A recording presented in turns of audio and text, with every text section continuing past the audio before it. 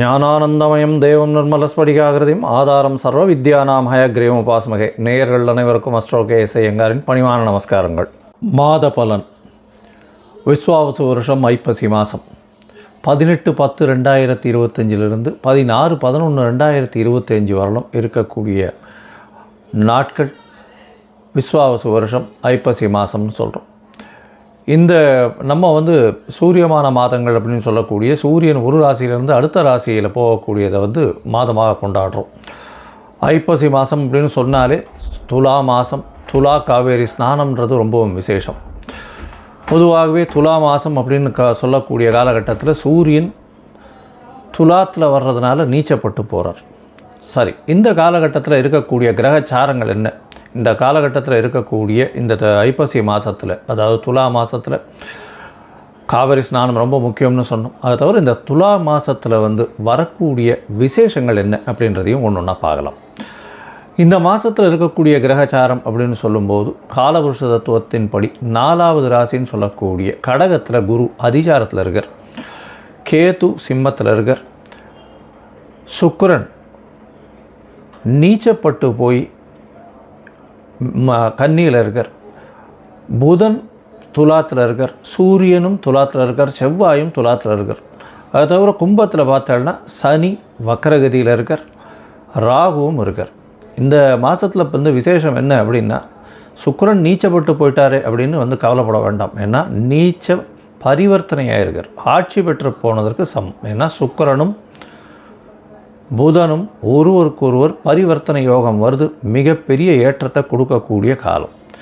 சரி, இந்த மாதத்தில் பார்த்தாலேயானால் 27-10-2025 அப்போ செவ்வாய் அதாவது 18ஆம் தேதி மாதம் பிறந்து ஒரே வாரம் ஒரு 10 நாளைக்குள்ளே செவ்வாய் விருச்சிகத்துக்கு போகிறார், அவருடைய ஆட்சி வீட்டுக்கே போகிறார். பெரிய விசேஷம்.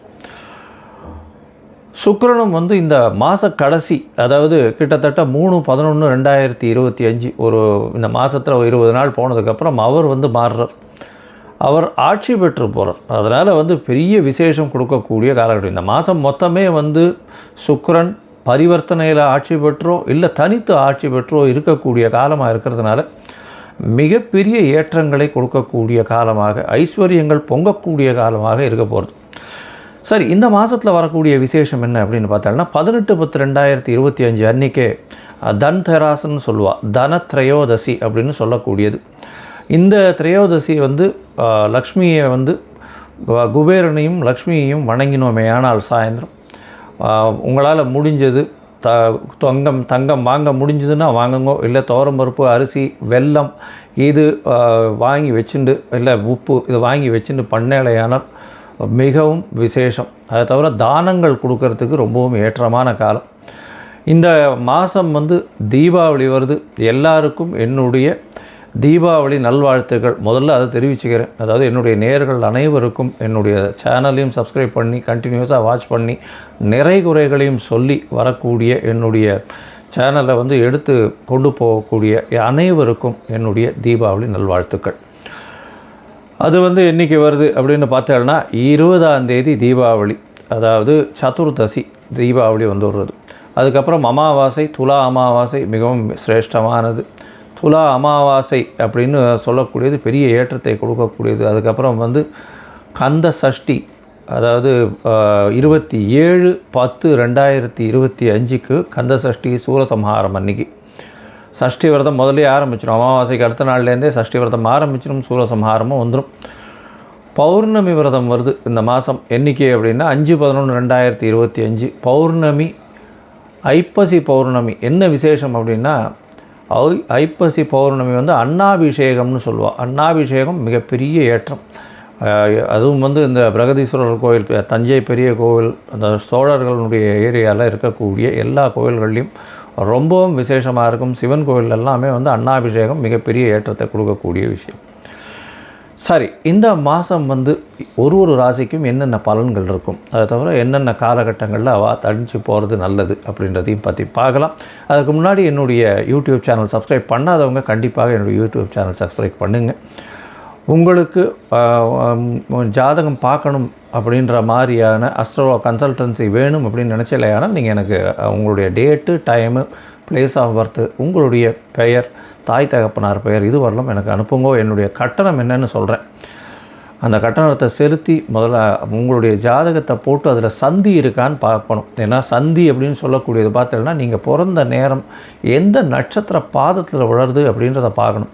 அந்த நட்சத்திரம் சில பேர் வந்து மிருகசீரிஷ நட்சத்திரம்னே சொல்லிட்டு இருக்கா, 50 வயசாகுது, ஆனால் அவள் வந்து ரிஷபராசின்னு சொல்லிட்டு இருக்கா, மிதுன ராசியில் இருக்கா. ஏன்னா முன்ன வந்து எடுத்துக்கொண்ட பஞ்சாங்கம் வந்து எந்த பஞ்சாங்கத்தில் எடுத்தான்னு தெரியாது. அந்த பஞ்சாங்கம் வந்து சூரிய உதயம் அந்த ஊரில் உண்டானதை போட்டிருக்கும். இவள் வெளியூரில் வேறு ஒரு ஊரில் பிறந்திருப்பா. அதனால் மாற்றங்கள் நிறையவா இருந்திருக்கும். அதனால் சந்தி வந்ததே ஆனால் எல்லாமே மாறும். இவள் நினச்சிட்டு இருப்பா நம்ம வந்து மிதுன ராசியில் இருக்கோம், அதனால் நம்மளுக்கு வந்து இப்போது நல்ல காலமாக இருக்குது, இந்த தசையெல்லாம் நல்லபடியாக இருக்கும்னு நினச்சிட்டு இருப்பாள். ஆனால் அவளுக்கு தசை ஒழுங்காக கை கொடுக்காது. ஸோ இந்த மாதிரியான விஷயங்களுக்கு கண்டிப்பாக என்னுடைய யூடியூப் சேனலை ஃபாலோ பண்ணுங்க. உங்களுக்கு வந்து அஸ்ட்ராலாஜிக்கல் கன்சல்ட் தேவைப்பட்டதுன்னா கண்டிப்பாக அஸ்ட்ராலாஜிக்கல் கன்சல்ட் கொடுக்குறேன். நீங்கள் வந்து உங்களுடைய நான் கேட்ட விஷயங்கள், அதாவது உங்களுடைய date, time, place of birth இதெல்லாம் அனுப்பிச்சி வைங்க. சரி, இப்போது ஒரு ராசியாக மேஷம் முதல் மீனம் வரை எந்த அளவுக்கு ஏற்றம் இருக்கும் அப்படின்றதையும் ஒரு ராசியாக பார்க்கலாம்.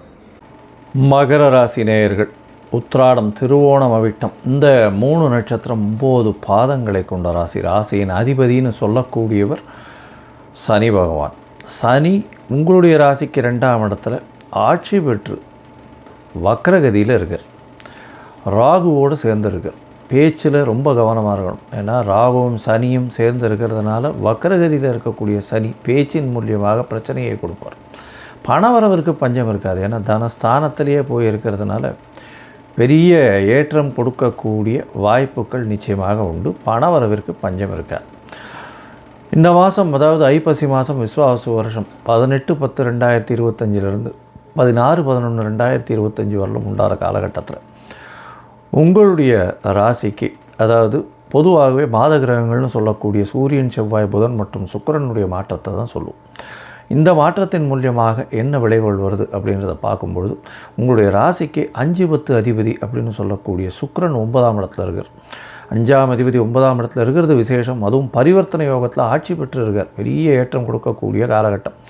தந்தையின் சொத்துக்கள் வரும். வெளிநாடு போய் படிக்கக்கூடிய வாய்ப்புகள் நிச்சயமாக இருக்கும். உங்களுடைய ராசிக்கு 9ஆம் அதிபதி 10ஆம் இடத்துலையும் 10ஆம் அதிபதி 9ஆம் இடத்துலையும் பரிவர்த்தனை அதாவது இருக்கிறது வந்து தர்மகர்மாதிபதி யோகம்னு சொல்லக்கூடியது. இது வந்து பரிவர்த்தனை யோகம் பெற்றிருந்தாலும் இது வந்து ஒரு பெரிய விசேஷமான யோகம். பொது காரியங்களுக்கு அதிகமாக செலவு பண்ணக்கூடிய காலகட்டம். அதாவது உங்களுக்கு வரக்கூடிய பணத்தில் பொது காரியங்களுக்கு கொஞ்சம் அதிகமாக செலவு பண்ணக்கூடிய வாய்ப்புகள் மிகவும் அதிகம். உங்களுடைய பதவி, புகழ், அந்தஸ்து, கௌரவம்லாம் ஏறக்கூடிய வாய்ப்பு. தந்தையின் மூலியமாக சொத்துக்கள் வரும். வெளிநாடு போய் படிக்கக்கூடிய வாய்ப்புகள் நிச்சயமாக கிடைக்கும். இந்த மாதத்தில் பார்த்தீங்கன்னா உங்களுடைய ராசிக்கு 10ஆம் அதிபதின்ற ஒரு 9ஆம் இடத்துலையும் 9ஆம் அதிபதின்ற ஒரு 10ஆம் இடத்துலையும் இருக்கார். சுக்கிரன் 9ஆம் இடத்துல இருக்கிறதன் மூலியமாக 5ஆம் அதிபதி 9ஆம் இடத்துல இருக்கிறதுனால பண வரவிற்கு பஞ்சம் இருக்காது. ஏன்னா 1, 5, 9ன்றது வந்து ரொம்ப ஸ்ட்ராங்கான பொசிஷனில் இருக்குது. மகாலட்சுமி யோகம்னு சொல்லக்கூடியது. 5ஆம் இடத்துல இருக்க வேண்டிய சுக்கிரன் 9ஆம் இடத்துல இருக்கார். 9, 10 பரிவர்த்தனை, நல்ல ஒரு ஏற்றம். பணவரவிற்கு எப்போவுமே பஞ்சம் இருக்காது. அதாவது எண்ணெய் கொட்டக்கூடிய டேப் மாதிரி ஒரு பிசுறு இல்லாமல் கண்டினியூஸாக கொட்டிகிட்டே இருக்கும். இந்த மாதத்தில் பார்த்தீங்கன்னா உங்களுடைய ராசிக்கு 4ஆம் அதிபதியும் 11ஆம் அதிபதியுமான செவ்வாய் 10ஆம் இடத்துல இருக்கார்.